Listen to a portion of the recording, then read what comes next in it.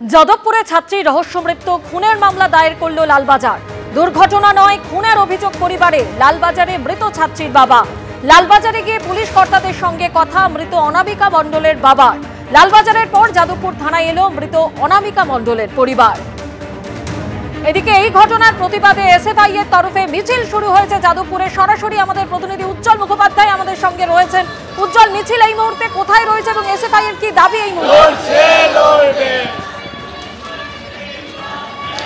দেখো, প্রথমত এসএফআই এর যে মিছিল সেটা যাদবপুর ক্যাম্পাসের মধ্যেই মিছিল, এবং এই মিছিল থেকে বারবারই যে স্লোগান উঠছে তা হচ্ছে এই রহস্যজনক যে মৃত্যু তার কিনারা করতে হবে, এবং এই বিশ্ববিদ্যালয় পরিচালনার ক্ষেত্রে বারবার যে গাফিলতিগুলো নজরে আসছে তার বিরুদ্ধে কর্তৃপক্ষকে ব্যবস্থা নিতে হবে। মূলত কি দাবি আপনারা জানাচ্ছেন? মূলত আমাদের দাবি হচ্ছে সর্বপ্রথম যে আমাদের ক্যাম্পাসে নিরাপত্তার কতখানি অভাব সেটা সম্পর্কে আমরা সবাই যথেষ্ট ওয়াকিবহাল। তো সেইখান থেকে আমাদের দাবি প্রথমত এটাই থাকবে যে ক্যাম্পাসে যত সম্ভব গার্ড বাড়ানো, বিশেষ করে মহিলা গার্ডের সংখ্যা বাড়ানো, এবং দ্বিতীয়ত এই ঘটনা যাতে স্বচ্ছ এবং নিরপেক্ষ তদন্ত হয় সেইটা। এবং এছাড়াও আমরা জানি যে আমাদের ক্যাম্পাসে ফান্ড কাটের ফলে দীর্ঘদিন ধরে কোনো রকম অ্যাডমিনিস্ট্রেটিভ পদ নেই স্থায়ী, একমাত্র প্রভিসির পদটি আছে, কিন্তু সেটিও একাডেমিক, অ্যাডমিনিস্ট্রেটিভ নয়। এছাড়া ভিসির পদ, রেজিস্ট্রারের পদ, ভিসি আমাদের নেই, আমাদের ইউনিভার্সিটিতে কোনো ভিসি নেই। ফলে একটা দীর্ঘ ফান্ড কাটের সমস্যার মধ্যে দিয়ে আমাদের ইউনিভার্সিটি যাচ্ছে।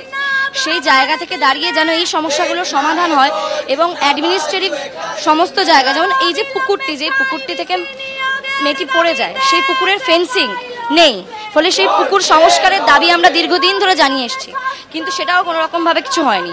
তো এইগুলোই মূলত আমাদের দাবি থাকবে। এবং লেডিস ওয়াশরুম খোলা থাকে না, যে রাত হয়ে গেলে লেডিস ওয়াশরুমের সমস্যা হয়।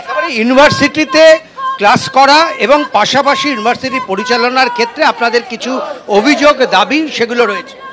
একেবারেই আমাদের মনে হয় যে এই মুহূর্তে আমাদের ইউনিভার্সিটি, যেটি স্টেট ইউনিভার্সিটিতে 1 নম্বর র্যাঙ্কে আছে, কিন্তু তারপরেও এই বিভিন্ন অ্যাডমিনিস্ট্রেটিভ এবং ইনফ্রাস্ট্রাকচারাল সমস্যার কারণে আমাদেরকে প্রতিদিন কিছু সমস্যার মুখোমুখি হতে হয়, যার জন্য এই দুঃখজনক ঘটনাটি ঘটেছে।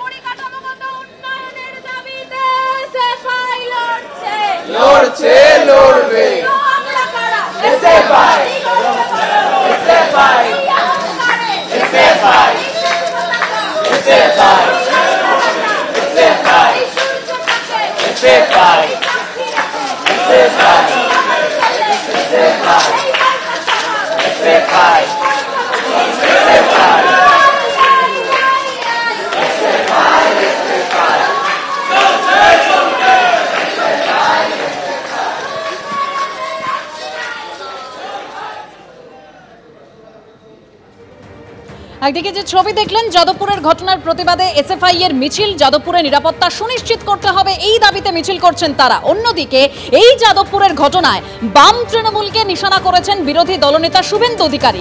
তিনি বলছেন যে যাদবপুরে অতি বাম বাঁকুড়া আড্ডা করেছে, চরস গাঁজার আড্ডা করেছে, ওরা সংবিধান মানে না, ওরা যাদবপুরে সিসিটিভি বসাতে দেবে না, এরাই ভোটের সময় নো ভোট টু মোদির স্লোগান তোলে, মমতা বন্দ্যোপাধ্যায় তার লাভ পান, আক্রমণ করেছেন বিরোধী দলনেতা।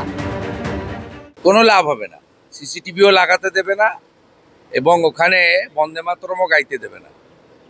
যাদবপুরে আলট্রা লেফট যারা গোমতী থেকে গোদাবরী আলাদা দেশ চায়, সংবিধান মানে না, অর্থাৎ পরিষ্কার কথা মাকু যাদের বলা, যারা হেরোইন, চরস, গাঁজার আখড়া করেছে ওখানে, এরা ওখানে আমাদের ইউজিসি বা আমাদের যে শিক্ষা ব্যবস্থা তার যে অন্যান্য বিশ্ববিদ্যালয়ের যে পরিবেশ সেটা তৈরি করতে দেয় না, এবং এরা জাতীয়তাবাদী বিরোধী, রাষ্ট্রবিরোধী, এবং মমতা বন্দ্যোপাধ্যায় এদেরকে লালিত পালিত করেন। তার কারণ হচ্ছে এরা ভোটের সময় নো ভোট টু মোদি বলে, তার লাভ মমতা ব্যানার্জি পান।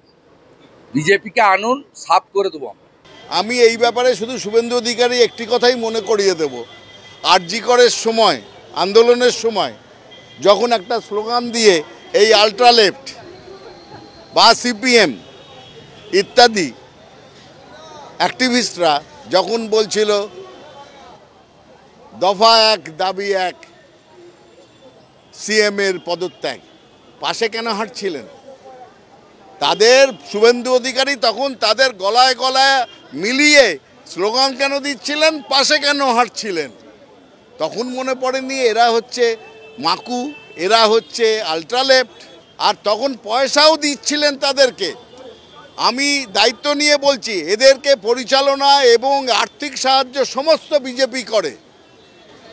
তাই জন্য শুভেন্দু অধিকারীর এই বাইরে হাওয়া গরম করা কথার কোনো মূল্য নেই।